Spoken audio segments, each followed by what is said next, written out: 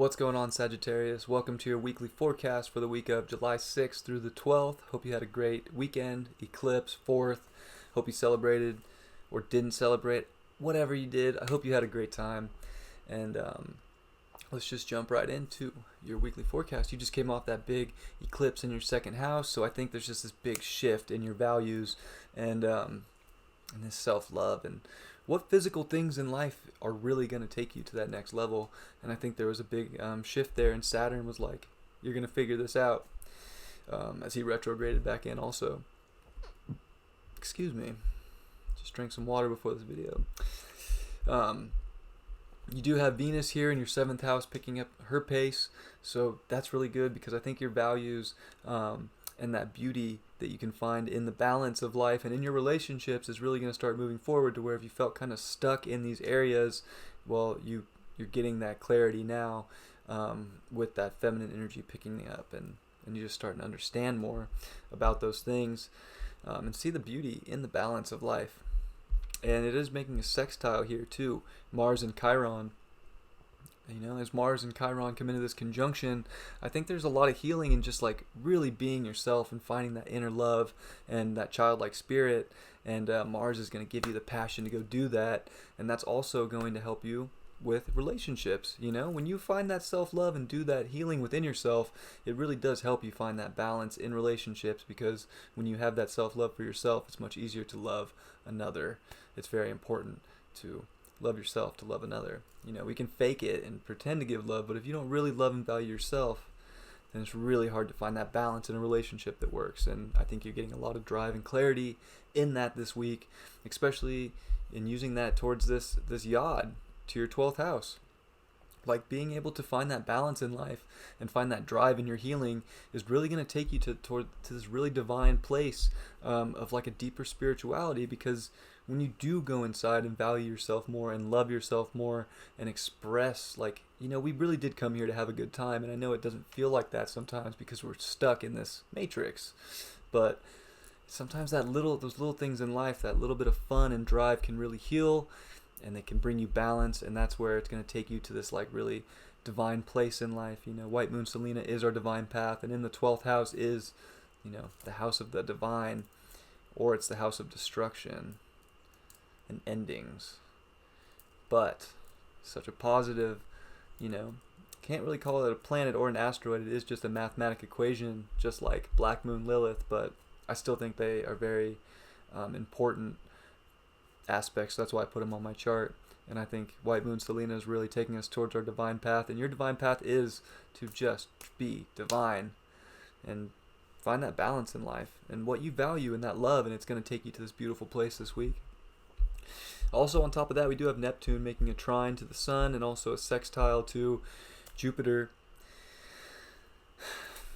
in your 2nd house to Jupiter. So I think there's just like this ping to let you find this emotional security and value within your reality, and like you're gonna, like, if you just let go and trust, you're gonna get this gift, and it's gonna be a gift of either self-love or something that you can actually value in the physical. And it's just about like believing. Sometimes you just got to believe it to see it, instead of just I'll see it to believe it. And then that trine to the Sun in your 8th house too is like, you got to step into that truth, you know, that deep emotion, and bring it out and not be scared or be insecure about it. You know, don't be insecure in that emotional security and like knowing that, you know, there's a higher power pulling the strings and that you are divinely protected. You know, I think there's a lot to say that you are very divinely protected this week. And yeah, Uranus at 10 degrees in your 6th house. That's the 2nd decan of Taurus. You know, this is a big thing. Like Uranus hasn't been there probably in any of my viewers' lives, you know, since the 30s, 37, I believe, 1937. So if my math is right. And, you know, I don't think anybody is watching this channel that's seen Uranus at 10 degrees. I could be wrong, but you know, it's the 2nd decan's ruled by Mercury, so it's very much like really being curious to figure out the values of your reality right now, and to not let that hold you back from that divine light. You know, it is important to be in the reality and to do the day-to-day stuff, but innovate ways in your life that take you to a higher place. And you're going to go so far. And maybe make more spiritual practices part of your life, and that could actually take you to a more divine place right now too, because we do know that this physical world is it's in a big transformation right now, and sometimes it can be hard to deal with. I think one of the other things this week is we do have Mercury making a square to Mars and Chiron.